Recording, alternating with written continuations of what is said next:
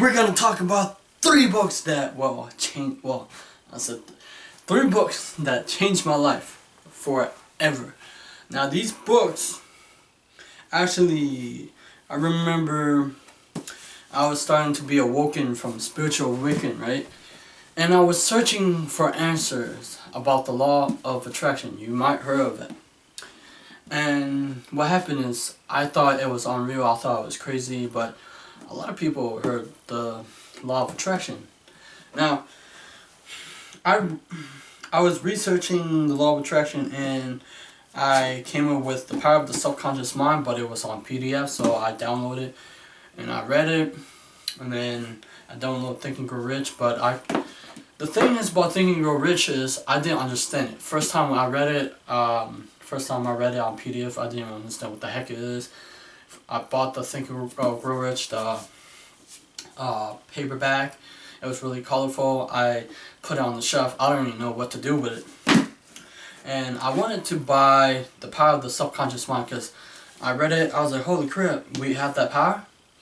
And I remember I went shopping. It was an old clothes store, hand-me-down store or something, second-hand, whatever.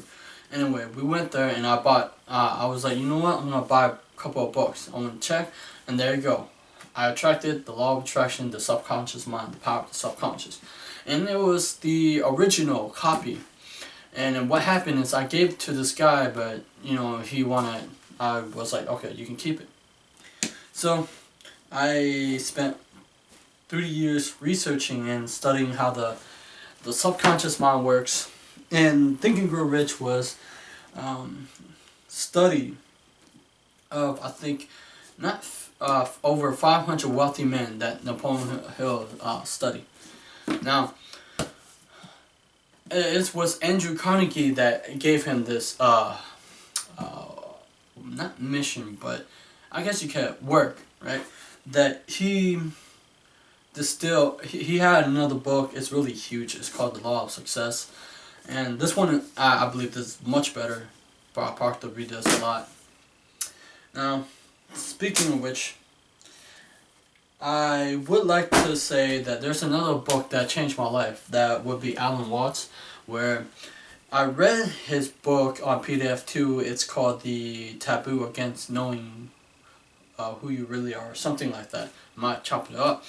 But it's about, like, we as humans, or as society, we've been dumbed down by school, teachers. Well, actually, teachers themselves and your peers or adults. They don't really know about the spiritual side of nature. They don't understand how their mind, subconscious mind, work. That you can change and influence the universe to what you really want. And it's not always believable, because at first, if you think about it, if I come and it's like, hey, you can change your life by using the power of the mind, and which would you say, hey, that's impossible. That mindset right there, you're stuck. That's right. Your whole life you've been stuck. Now you're stuck forever. You're not gonna move out that mindset unless you change the lens which you see the world with. Unless you change your perception. What they say if you change your thinking, you change your life, or you change your world. When you change the way you see things, when you change the way you see things, the thing that you see changes. It's basically your perception. Your perception is the lens which perceive your world to be as if it's like a reflection, if you will. It's a mirror. Your world is a mirror of a reflection of your lenses. What you believe, your idea about you, people, and your world.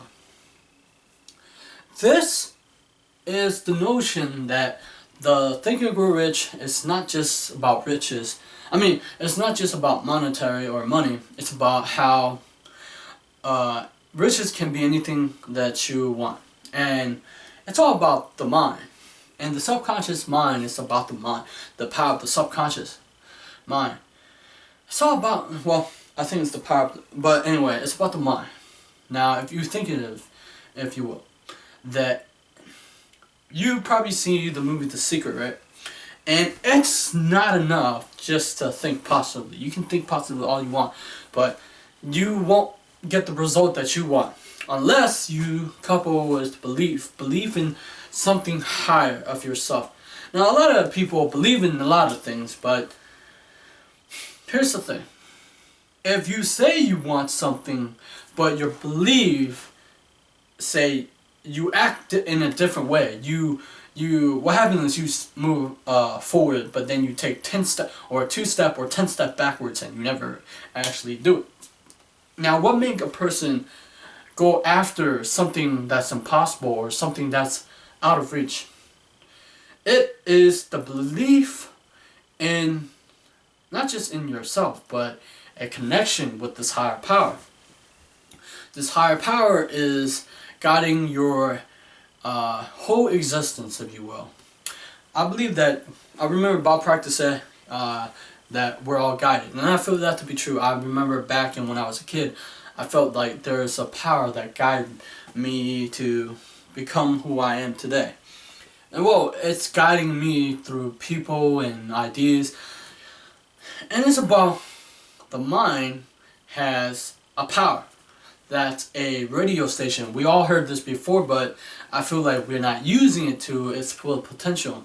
Now, if we do understand about the mind and how the mind, if you will, influence and impact your subconscious. If I throw off a frequency, a vibration, if you will, and I'm sending that through the medium of the molecule, and I'm sending it to the universe, somewhere someone will pick it up, and where they're gonna feel like a gut feeling, or like their intuition will pick it up, and they will be attracted by that vibration. Vibration is actually a information that I'm sending out, even though it's not on a paper, but it's on frequency. It's, even though it's seeking that same frequency, and it's attracting, right?